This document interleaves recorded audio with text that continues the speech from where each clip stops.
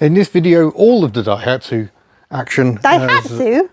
Well, yeah, it's sort of a Daihatsu with a Malaysian accent. I think we're going to start upsetting Malaysia if we keep Probably. saying it's a Daihatsu. Because we need to change the fuel filter on this car. We don't have the fuel filter.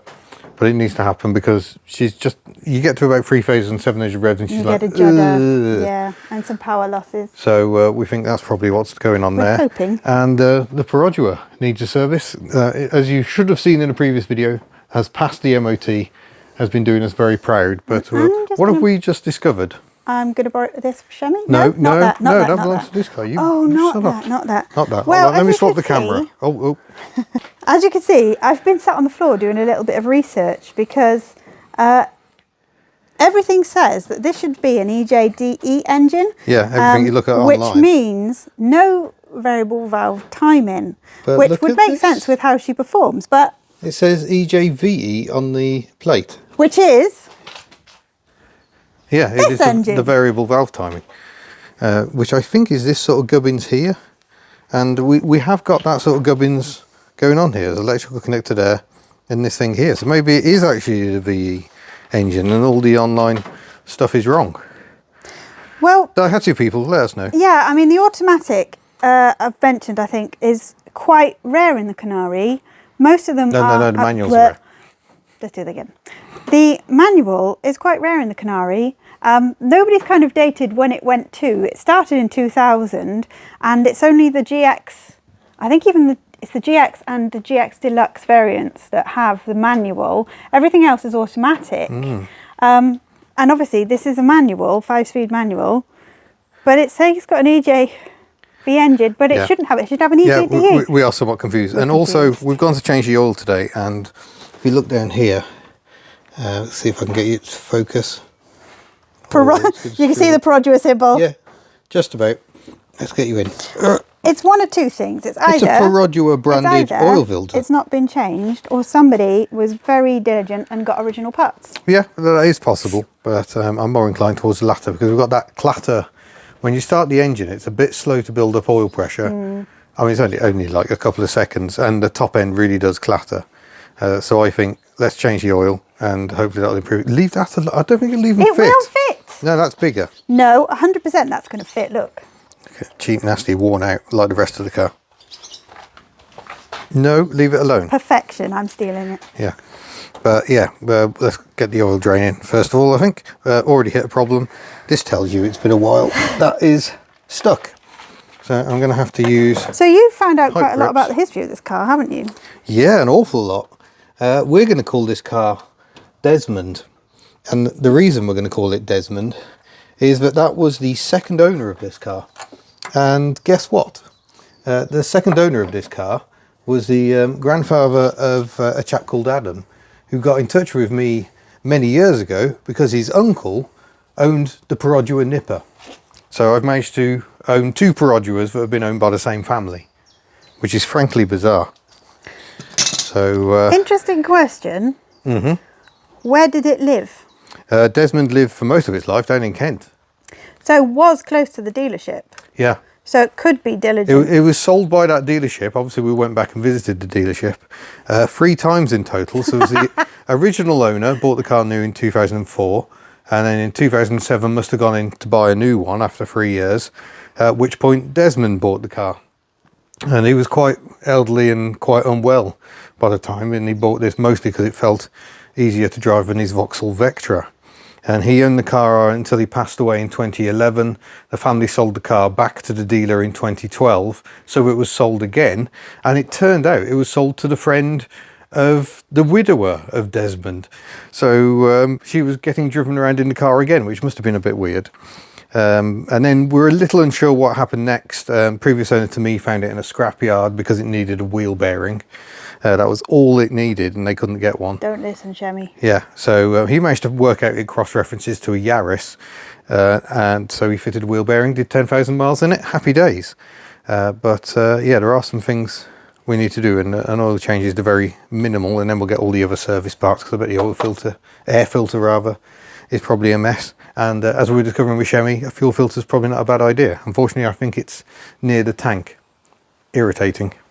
But anyway, I need to stop talking, get the oil dropped. Can anyone tell he's taken with this thing? I like it. Better than your car. So you've got the new one that you've borrowed. Oh, it's actually smaller. I told you. It's right in the... It's right in the width, but Yeah. It is actually a slightly smaller filter. it's nice and girthy, but Yeah. a bit squat. I need a dip of oil. Always lubricate your filter. Sorry, I'm not supposed If you to. don't lubricate, it goes wrong. The filter goes on like that, so I'm not going to pre-fill it. Oh, you haven't got a helpful little hole on this car. No, but I don't need it. Actually, I have by the look of it. It's just that someone's put a number plate in the way. Ah. Oh yes, let's address that point while we're in here. What number plate? The offset front number plate causes a lot of upset. Why is it offset like this? Let's have a look. The reason it's offset is because the radiator's here. So that is the radiator. So they just maximise the airflow for the radiator. Yeah, Obviously, in Malaysia and Japan, they have smaller number plates. I was going to say, I also assume that that didn't change for the Yeah. European market. It's the same with Chemi, we get it. That she'd do. look better with side positioning, and yeah, indeed she would, but we can't do that in the UK. Someone bought one of those I didn't buy it. I was given it, instead of actually. one of those. You were given it. Yeah. Who gave that? The very kind bloke, I think it was Mike, who gave me the tools. Oh, well, thank Many, you many very years much. ago. That doesn't seem to fit on there. Apart from that, it's going really well. I'm not sure Shemi's drinking habit. Yeah, it probably is that bad. But this is where our minds work differently. I've got a funnel and that. I'm not going to do it direct. I'm going to have to decant. What, into this container that I've already offered you? Yeah.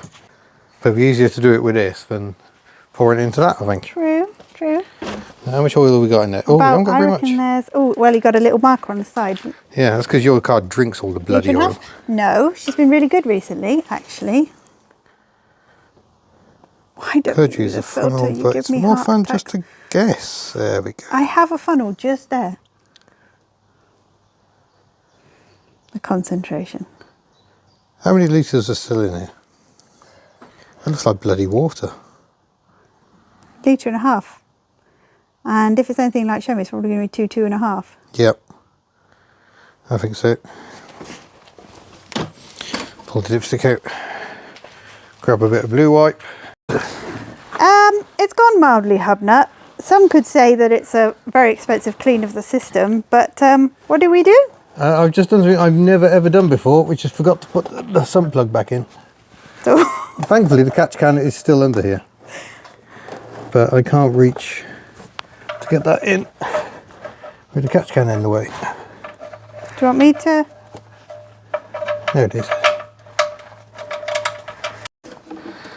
Just do the dipstick check. How much is in there, love? It's bone dry. Oh, none. Oh, Isn't that good, weird? good. Yeah, Seems to be weird. quite a lot in the catch can. Curious. Notice funnel. Well, that's boring. I'll hold the funnel, yes? So you won't see this bit, folks, because I'm going to hold... No. Oh, here we go.